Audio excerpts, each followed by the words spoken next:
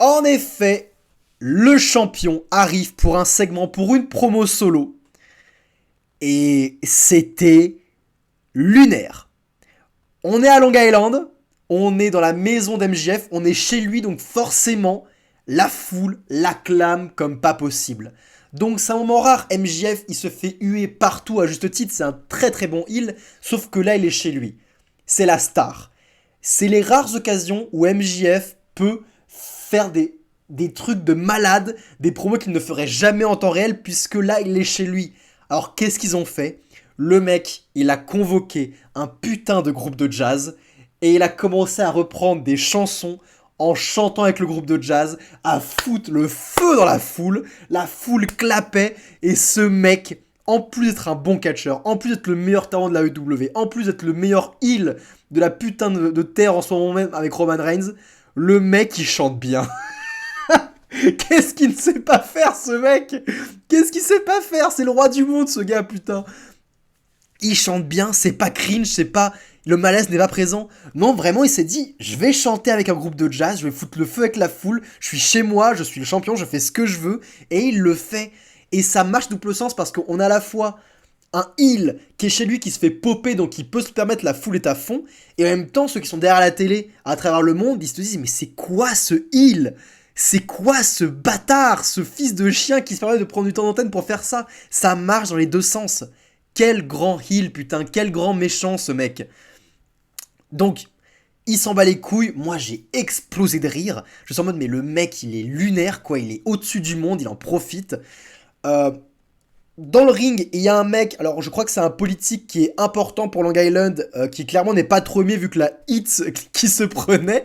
Et ce mec lui donne la clé de la ville, une clé énorme hein, parce que MJF mérite une clé à la taille de son envergure, donc la clé elle est gigantesque. Bien sûr la clé de la ville. Et MJF, acclamé par la foule, il va en profiter pour raconter une histoire. Une histoire de sa prof à l'époque quand il était à l'école, qui l'humiliait publiquement parce que MJF avait des troubles de la concentration, il avait le ADD, trouble de la concentration chez nous, donc il avait du mal à se concentrer en école, et sa prof clairement l'humiliait à l'école, et disait aux autres élèves, vous voyez, c'est exactement ça qu'il ne faut pas faire, devenez pas comme Max. Et il disait aussi publiquement, tu veux devenir catcheur, et ben crois-moi, tu t'arriveras jamais à devenir ça, il y a de très faibles chances que tu y arrives.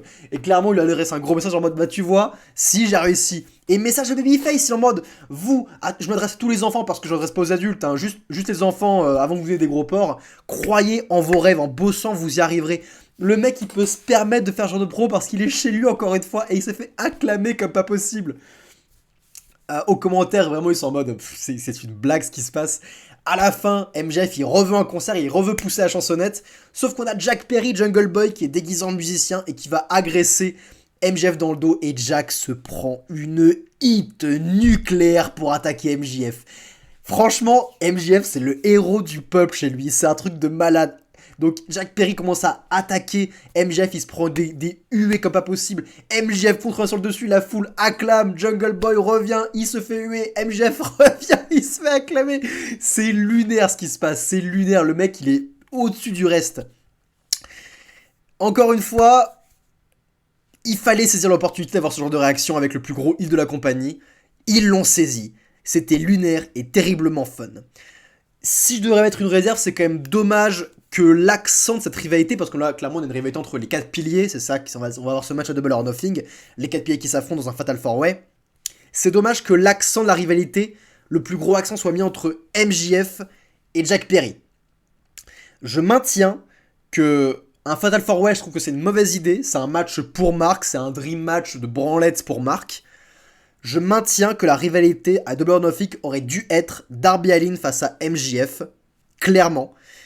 Et s'il y en a un, s'ils veulent vraiment faire le Fatal 4-Way, s'il y en a un qu'il faut élever en mode c'est la rivalité la plus importante, ça devrait être Darby Allin. Et là, ils mettent le point sur Jack Perry, c'est sur eux qui mettent la pièce. Je suis pas très sûr que ce soit la meilleure idée, parce que Jack Perry, il fait pas le point en promo. Clairement pas le point.